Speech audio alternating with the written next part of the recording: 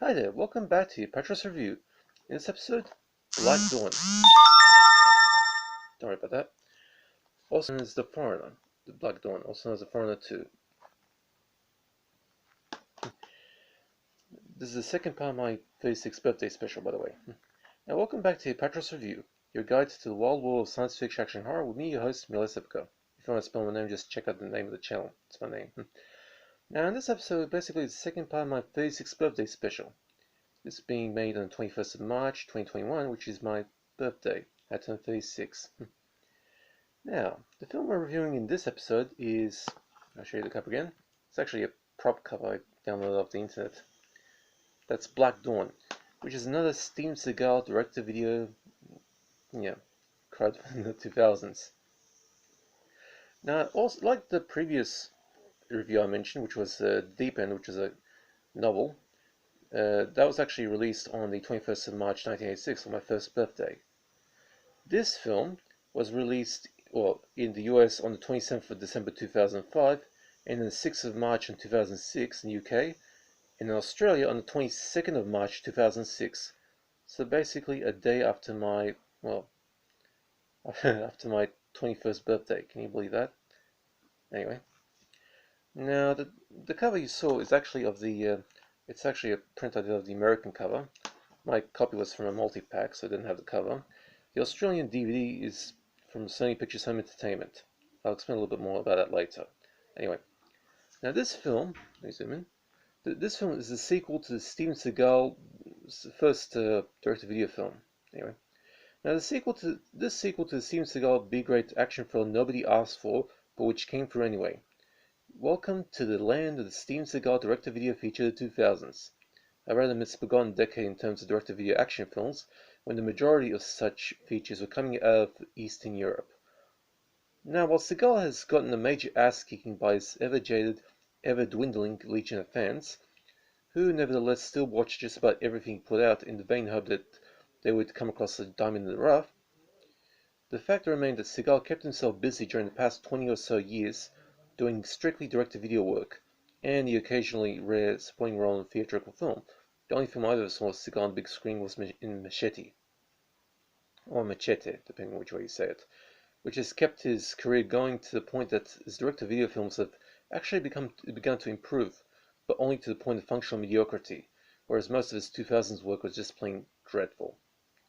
Now, as in the case of Black Dawn, Seagal made what was perhaps his only sequel in the catalogue of 2000s direct-to-video B-actions he made, a sequel to his first ever direct-to-video film, 2003's The Foreigner, where he played Jonathan Colt, a ruthlessly efficient former deep-cover CIA spy who makes a living in Eastern Europe delivering mysterious packages to mysterious people, but who in the events of the first film ends up being caught up in a private war between two groups of mercenaries trying to beat each other to the package. The Foreigner wasn't the most coherent of films. Indeed, it was so confusingly edited together that only those who have exceptional observation skills like me can work out what is going on, and even for many of us, it probably requires a second viewing. And the director of that piece, South African-born director Michael Oblowitz, used a lot of dodgy MTV-style editing tricks to embellish the story, and used the impressive German and Polish locations to his advantage, giving the film the look and feel of a European spy thriller just like they used to make back in the 1970s. While the film also got a very bad reputation, I actually thought that was a little unjustified, since the film was pretty average at best, but still makes miles ahead of the majority of Seagal's subsequent direct-to-video works.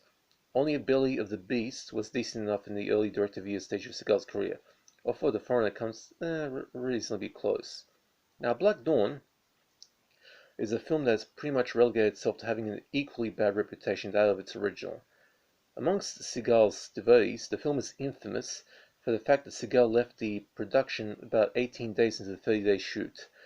And by the way, he's actually involved in producing the film as well, causing director Alexander Grushinsky to restage all the fight scenes using either one of Seagal's infamous stunt doubles, or using co-star Tamara Davis, the best actor in the whole film, in some scenes where the stunt guy was not used. Also, for the scenes with the stunt double, if you pause the film at certain points, you can clearly see the stunt double's face. That is not the only indication of a very bad editor. The opening credits are atrociously tacky, with random dialogue repeated a ridiculous amount of times, and the random footage also being used in an almost incoherent manner. That being said, the film isn't that bad, or at least not as bad as its reputation seems to make it out as being. There is actually one website, a British website, that actually called it one of the worst films ever made. I don't agree with that exactly. At the very least, the film is equal to its predecessor. Both films pretty much earn a C from me.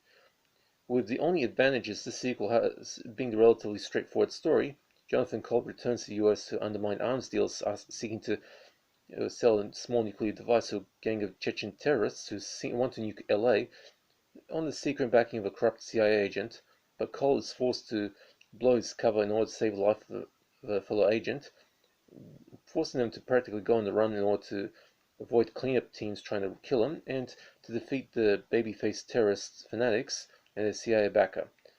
And the interestingly decent acting from some of the cast, particularly Tamara Davis as Cole's protege, and John Piper Ferguson as the arms dealer who seems enthusiastic about selling nukes to people wanting to nuke LA, probably since the fact that these genuine fanatics have been stolen a frighteningly large amount of diamonds in a spree of robberies throughout Europe and used them to pay him for his services selling them their bomb, on the promise that the diamonds will be the only currency worth anything for the next 10 years or so if their bomb succeeds in detonating in Los Angeles. Even Matt Selinger, the actor son of the Catcher in the Rye's famous author J.D. Selinger, who attained a level infamy in the early 1990s for playing Captain America in the infamous Albert Planune adaptation in 1990, gets in on the act here playing a Russian nuclear arms technician who sells the dealers the components for the bomb, all the while having a fairly decent Russian accent. It's not perfect, but it's pretty decent, pretty convincing, and he gets shot while making his way to his car. Compared to what the other baddies receive, he got off lightly. The other thing I liked about Jonathan Cold films is the interesting duality of the characters Seagal plays in these two films. Unlike the vast majority of Seagal's direct-to-video stock troupe of characters, Cole is unique in that he is not above using underhanded methods to advance his mission, and his dispatch of those who get in his way pretty much, well, even colder than usual. His efficiency is also pretty damn tough, very damn high, compared to the average Seagal direct-to-video avatar. So while the film isn't going to do anything to rank highly in the minds of Seagal's fans, it does prove to be one of, well, his better films in the direct-to-video catalog that he made during the 2000s. So the best I can give this one is a C rating, which is a 4 out of 10, making it strictly average. By the way, there were a spate of films made in the 2000s, for example, films like Resident Evil Apocalypse and Aliens vs. Predator Requiem, where the heroes of the show managed to narrowly escape a nuclear explosion by helicopter. In reality, that helicopter would either be incinerated like a tissue in front of a flamethrower, or brought down by the effects of EMP caused by the nuclear detonation. Just pointing out a very important fact that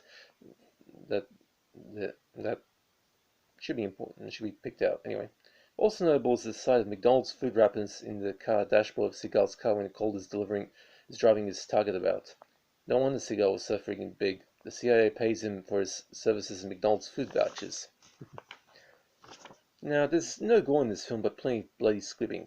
As for nudity, well, only one shot of female and male ass during the scene where the female agent hides out in the motel room. But pretty much the hideout of Seagal's CIA friends also has pretty much an army of naked female mannequins staying around. If you're interested in female mannequin nudity, you've hit the jackpot with this one. Now for the DVD. As is the case with the vast majority of Steven Seagal's direct-to-video works during the 2000s, this was released by Sony Pictures Home Entertainment. The picture and sound quality is decent enough to see the goofs in the production, such as Steven Seagal's stunty's face, although if you zoom in on the female mannequins that ogle their naked breasts, the shells, the resolution ain't that great, with some grain in the pretty much ruining your view. There are two soundtracks here, 448 kilobyte 5.1 tracks in English and Spanish, which both sound good. No chance of hearing bad dubbing here, and since Seagal didn't need any ADR work done. There are also 6 subtitle tracks on the disc, including English hard of hearing. Unlike the vast majority of Seagal's 2000s direct-to-video works, this disc actually has a pretty reasonable supplement on it. In addition to the 5 preview trailers, including a trailer for the original The Foreigner, there is the standard EPK, that's Electronic Press Kit, style behind the scenes, and a rather hilarious interview with Seagal, sitting on what resembles a throne, wearing an oriental boiler suit and rambling on about what he fought when he lost his first fight. If you happen to hate Seagal's 2000s direct-to-video works, this will be, well, so funny that'll make your eyes water. So, Black Dawn, aka The Foreigner Black Dawn, aka Foreigner 2, pretty much gets a C. It's average. It's equal to the original. And you can pretty much watch them both together as a good double bill. Actually, I find the Jonathan Colt character to be one of Seagal's best characters, because it has that, that duality to it. Okay, that's it for the second part of my birthday special for this year. I wonder what I'm going to do next year. And I got, also, this end of this year, I've got a couple of video game reviews coming up.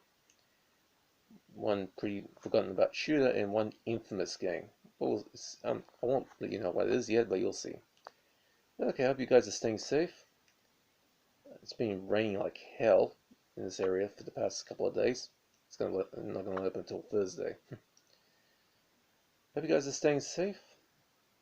Relax, enjoy yourselves, and that's it. See you around.